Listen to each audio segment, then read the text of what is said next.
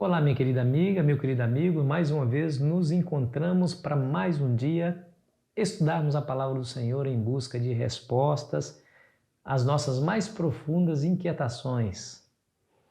Obrigado porque você está aí comigo. Nós estamos juntos nessa jornada e vamos avançar nesse conhecimento sobre o estado, o verdadeiro estado na morte. Então, obrigado porque você também compartilha esse vídeo com seus amigos, porque assim a palavra de Deus e o conhecimento da palavra de Deus se espalha, libertando as pessoas, porque conhecereis a verdade, segundo Jesus, e a verdade vos libertará. Então, obrigado mais uma vez, tá bom? Continue assim. Se você ainda não é inscrito ou inscrito no nosso canal, se junte à nossa grande família e nos abençoe com sua inscrição. Um canal com bastante inscritos é um canal relevante e um canal que deva ser para as plataformas digitais promovido para mais pessoas. E assim você nos ajuda aqui, tá bom? Se você gostou do nosso conteúdo, não se esqueça de deixar o seu gostei, tá bom? Ou o seu não gostei, caso você não aprecie. Os mortos não sabem nada. Bom, nós vamos ver aqui mais alguns testemunhos das Sagradas Escrituras concernente ao verdadeiro estado dos mortos. Haveremos de ver que a morte nada mais é do que um sono sem sonhos. É um descanso. Ninguém vai para o inferno, para o purgatório ou para o céu. Permanecemos esperando o retorno de Cristo e a promessa, o cumprimento da promessa da ressurreição. Vimos isso ontem, né? Deus chamando, por exemplo, Jesus chamando Lázaro, que estava há 4 dias na sepultura, dizendo: Lázaro, sai para fora. Não disse: Lázaro, desce do céu. Jesus chamou a própria morte de sono. Nós vamos ver isso um pouquinho mais adiante. Mas olha só alguns textos. Vamos a alguns textos para reforçar esse pensamento. Jó capítulo 3, o versículo 11 a 13 nos diz: Por que não morri eu na madre? Por que não expirei ao sair dela? Por que houve regaço que me acolhesse? E por que peitos para que eu mamasse? Porque já agora repousaria tranquilo, dormiria, e então haveria para mim descanso. Olha que palavras, né? Olha, Jó aqui está refletindo sobre a sua atual situação de sofrimento, puro sofrimento. E agora ele deseja a morte, deseja nunca ter nascido. Ele está dizendo: por que eu nasci? Por que houve peito para que eu mamasse, para me amamentar? Por quê? Por que eu não morri quando eu estava no ventre, na madre? Se eu tivesse morrido, aí ele diz, já agora repousaria tranquilo, dormiria e então haveria para mim descanso. Mas não é somente isso. Veja o que a Bíblia diz em Salmos capítulo 115, versículo 17. Os mortos não louvam o Senhor, nem os que descem à região do silêncio. Nós percebemos pelas palavras de Jó que a morte seria um descanso, um repouso. Nas palavras do Salmo 115, versículo 17, os que morrem descem à região de silêncio, porque não louvam ao Senhor. Esse testemunho aí pode contradizer aquela famosa concepção de que quando nós servimos a Deus e lhe somos fiéis e morremos, vamos direto para o céu. Se vamos para o céu, não deveríamos louvar o Senhor? Por que a Bíblia diz que os mortos não louvam o Senhor? Né? Algo para a gente pensar. Veja o Salmo 146, versículo 4, que nos diz claramente que até mesmo nossos pensamentos cessam. Vamos ver? Sai-lhe o espírito e eles tornam ao pó. Nesse mesmo dia perecem todos os seus desígnios. As atividades mentais do indivíduo cessam no momento que lhe sai o espírito, o fôlego de vida, a respiração, falamos disso ontem. E ele não tem mais condições de pensar em nada, porque ele está em um estado de total inconsciência.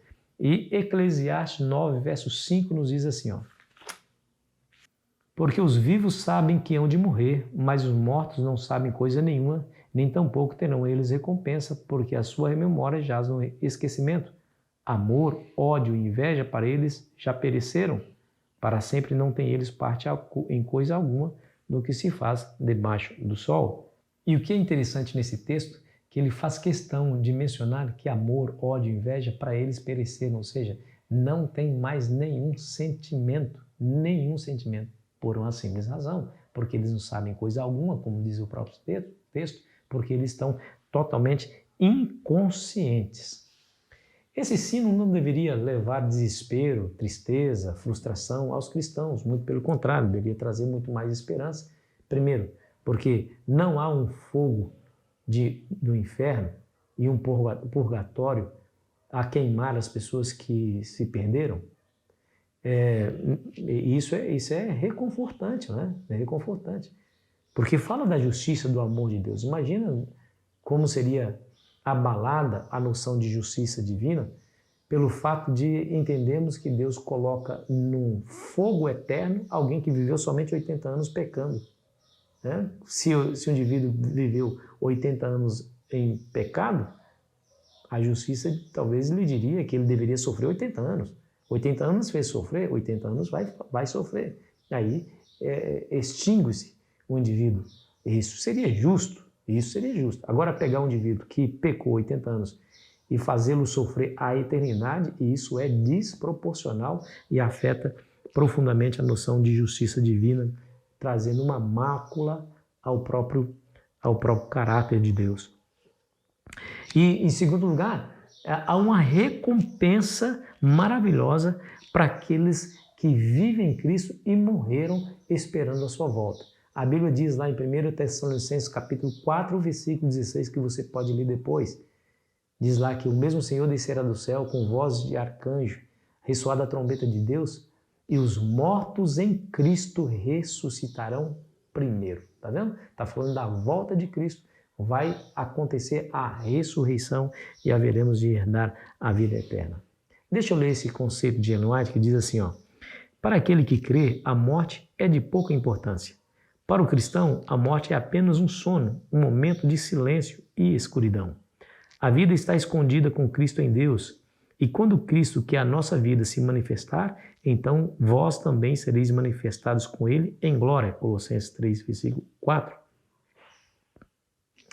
Pense por um momento como que é o processo. Você fecha os olhos. Poderão ter passado 1.500 anos ou 5 meses. Não fará a menor diferença.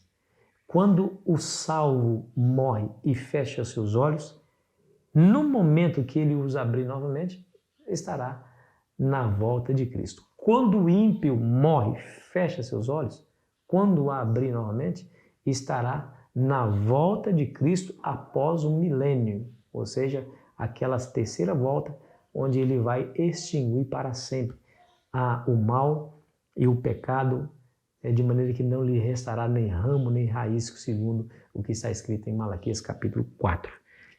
É isso. É um momento de total inconsciência. Deixa eu fazer uma pergunta. Você já dormiu à noite tão cansado, mas tão cansado? 10 horas da noite, foi repousar, dormiu, colocou o relógio para despertar. Quando foi 6 horas da manhã, o relógio desperta, você assusta, você não é possível, acabei de deitar. Você passou a noite toda repousando, não teve nenhum sonho, e de repente, quando o relógio desperta, você não percebe que passou 10 horas. 10 horas. Você percebe, ou tem a percepção, a impressão, melhor dizendo, que aconteceu há poucos minutos atrás. Talvez você já passou por uma cirurgia onde você tomou a anestesia geral.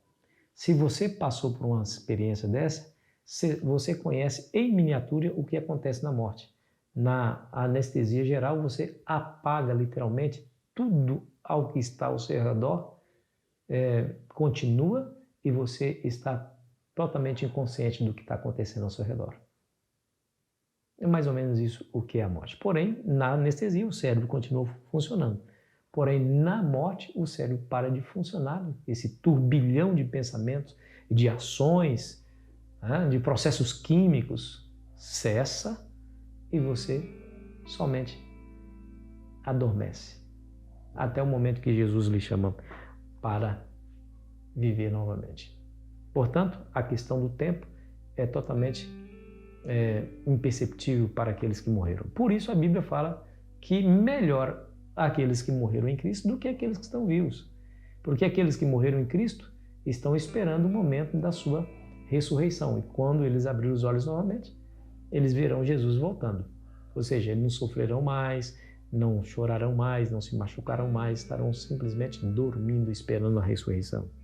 Por isso a Bíblia vai dizer em Apocalipse capítulo 14, versículo 13, bem-aventurados os que desde agora dormem no Senhor. Bem-aventurados ou felizes. Por isso o apóstolo Paulo vai dizer, a vida para mim, o viver para mim é lucro, e o morrer para mim, o viver para mim é Cristo, melhor dizendo, e o morrer para mim é lucro. Tá vendo? É isso. Essa é a nossa certeza. Se alegre com ela. Se você permanecer fiel a Cristo, vivendo nesse mundo, pensando nele, quando ele voltar, não vai se esquecer de você, mesmo que você tenha morrido. Porque ele diz, aquele que crê em mim, ainda que morra, viverá. Vamos orar? Ó Pai, muito obrigado por essa linda, extraordinária esperança. Isso nos faz destemidos diante, inclusive, daquilo que traz pavor e horror à humanidade, que é a morte.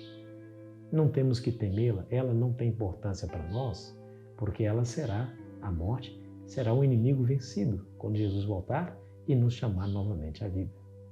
Eu entrego a vida do teu filho e de tua filha que está me assistindo nesse momento, se porventura ele está sofrendo pela perda de alguém, que o Senhor conforte seu coração com essa esperança.